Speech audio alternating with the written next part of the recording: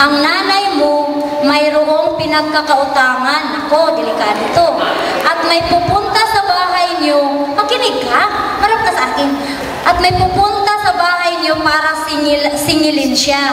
Sinabihan ka ng nanay mo na kapag dumating yung taong naniningil ng utang sa nanay mo, sabihin mo na wala daw siya. So sabihin mo daw sa nanay na pag may maningil sa akin anak, sabihin mo wala ako. Ano ang gagawin mo? Susundin mo ba ang nanay mo?